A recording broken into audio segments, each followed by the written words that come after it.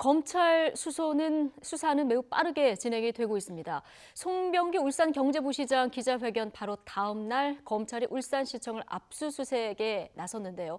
여당인 더불어민주당은 검찰에 날을 세우면서 지금 불편함을 드러냈습니다. 반면 보수 야당은 검찰이 당연한 절차를 밟고 있는 거라면서 철저히 수사해서 진실을 밝혀달라 이렇게 환영하고 있는데요. 국회 연결해 보겠습니다. 이승배 기자. 예, 국회입니다. 예, 하명 수사 의혹 관련해서 검찰 수사를 바라보는 여야의 반응이 확연히 갈리는군요.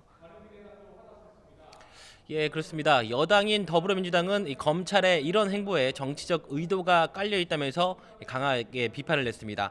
민주당 이해찬 대표는 이번 3대 의혹 사건에 대한 검찰의 수사는 선택적 수사이자 정치적 의도를 가진 수사라면서 검찰 역시 수사 대상이라고 강조를 했습니다.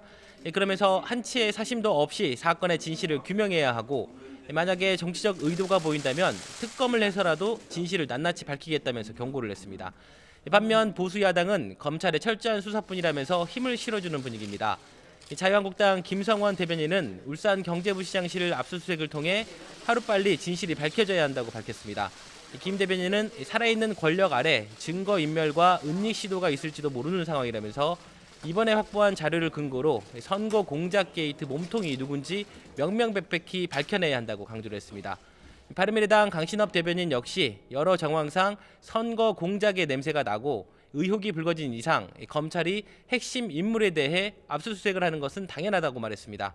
그러면서 선거 부정은 민주주의의 근간을 흔드는 사안이라며 혐의를 낱낱이 밝혀서 법에 따라 엄중히 처벌해달라고 당부했습니다. 네, 정기국회가 이제 닷새밖에 남지 않았습니다. 당장 다음 주로 다가왔는데 자, 여야 5당이 모인 4+1 협의체도 지금 바쁘게 움직이고 있죠. 예, 그렇습니다. 이 4+1 협의체가 어제 회의를 통해서 오는 8일까지 단일화를 만들겠다는 목표를 세웠는데요. 어젯밤 선거제에 대해서 국회 밖에서 2시간 정도 비공개 만남을 가졌고요. 오늘도 협상은 계속되고 있습니다.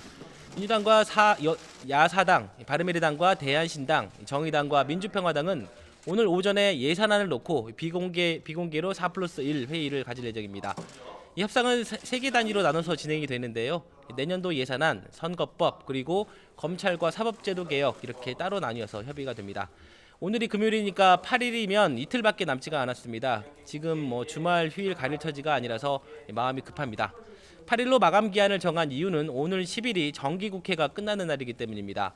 적어도 8일까지 단일화를 만들어야 물리적으로 법안 통과를 할 수 있다는 계산입니다. 단일안이 만들어지면 돌아오는 월요일에 법정 처리 시한을 넘긴 예산안을 필두로 모든 안건을 본회의에 붙일 계획입니다. 4+1 협의체는 한국당이 참여를 원하면 언제든지 들어와서 협상하자 이렇게 계속 문을 열어두고 있는데 월요일인 9일이 한국당은 원내대표 경선을 치릅니다. 토요일까지 후보 등록이 마감인데 지금까지 4선의 심재철 그리고 3선의 강석호, 유기준, 윤상현 의원 등 모두 4명이 출사표를 던졌습니다. 이 4선의 주호영 의원까지 출마를 검토하고 있다는 말도 있어서 경선은 4파전 혹은 5파전으로 치러질 것으로 보입니다. 민주당 이인영 원내대표도 오늘 확대 간부회의에서 새로 선임된 한국당 원내대표가 추가 협상에 나서길 기대한다면서 요건을 갖춰서 오는 11일 임시국회 소집도 준비하겠다는 계획도 밝혔습니다.